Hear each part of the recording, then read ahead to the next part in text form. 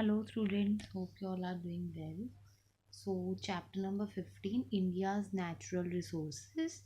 In our last video, we discussed about the renewable resources like air, sunlight, water, soils, types of soils. ये last हम अपनी video में ये सब discuss कर चुके हैं. सो आज हम आगे का चैप्टर पढ़ेंगे. So India has rich soil resources. A lot of the top soil gets blown or washed away by wind or rain, leading to soil erosion. Erosion happens when trees are cut down and thus their roots can no longer hold the soil. Overgrazing of the land by domestic animals can also reduce the grass cover, leaving the soil exposed to wind and rain. So last video में जब हमने types of soil, different type की जो soils होती हैं India में, उनके बारे में पढ़ा था. और मेनली जो सॉइल होता है, सॉइल इरोजन किसकी वजह से होता है? ज़्यादातर जो ह्यूमन एक्टिविटीज़ हैं, जिससे ह्यूमन एंड एनिमल एक्टिविटीज़ की वजह से, मेनली पेड़ काटने की वजह से.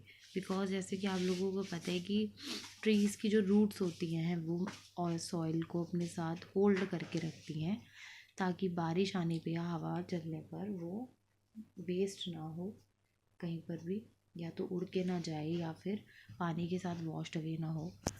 सो अगर ज़्यादा से ज़्यादा पेड़ काटे जाते हैं तो जो सॉइल है वो सबसे ज़्यादा वेस्ट होती है. एंड ओवरग्रेजिंग की वजह से भी, जब डोमेस्टिक एनिमल्स ग्रास को खा जाते हैं तो तब भी क्या होता है, जो टॉप लेयर होती है अर्थ की सॉइल, वो वेस्ट होती है.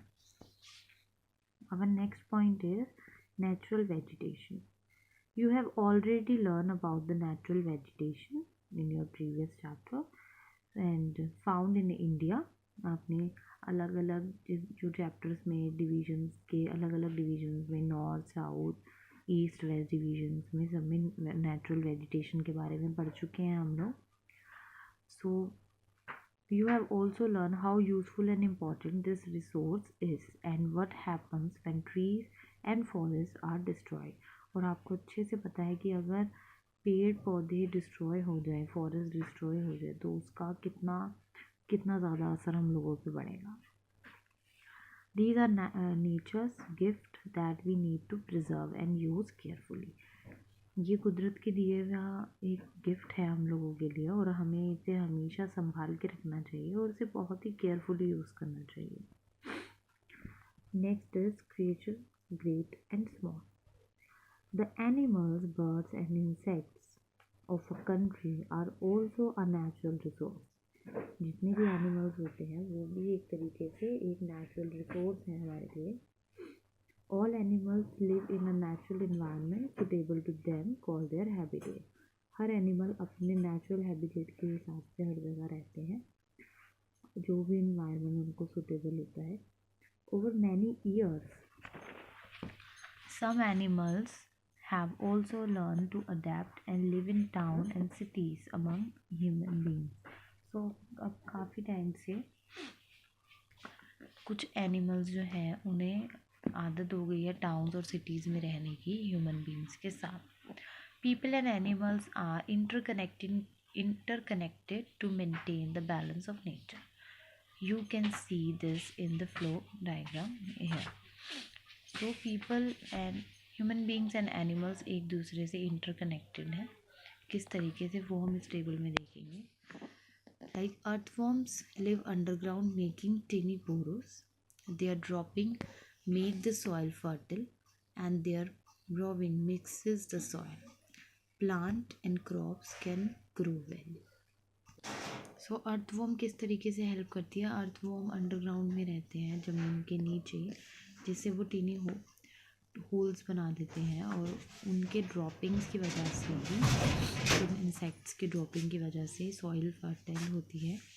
एंड जब वो होल बना बना के अंदर जाते हैं तो उससे क्या होता है, उनकी बोरोइंग की वजह से सॉइल मिक्स होती है आपस में, जो कि प्लांट और क्रॉप्स के लिए अच्छा होता है जब भी सॉइल फर्टाइल हो जाती है.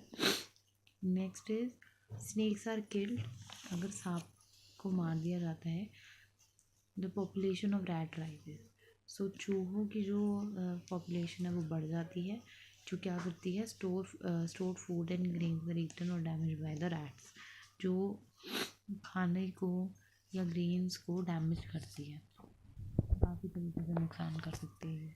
सो इस तरीके से एनिमल्स और ह्यूमन बींग्स आपस में इंटरकनेक्टेड है। India has several habitats suitable for wildlife as it has a variety of natural regions and water bodies and also a diverse climate. So India में several types of habitat है जो wildlife को suitable है wildlife के लिए, because यहाँ पे natural reason में बहुत डिफरेंट वेराइटी है और वाटर बॉडीज़ में भी, सो जो डिफरेंट टाइप के एनिमल्स हैं वो अलग अलग जगह पर रह सकते हैं। Some animals like cobras and monkeys are found all over the country, while others are found only in certain regions. We also have a large variety of water animals such as fish, sharks, whales, other otters and others. So different type की यहाँ पे wild life देखने को मिलती है, और land animals हैं and water animals हैं इंडिया में जो पाए जाते हैं, like here is the picture of a butterfly in the Himalaya region। और कुछ ऐसे एनिमल्स होते हैं जो ऑल ओवर द कंट्री देखने को मिलते हैं, और कुछ ऐसे एनिमल्स होते हैं जो पर्टिकुलरली किसी रीजन में देखने को मिलते हैं। यहाँ आपको different land animals and birds की पिक्चर भी दे रखी है।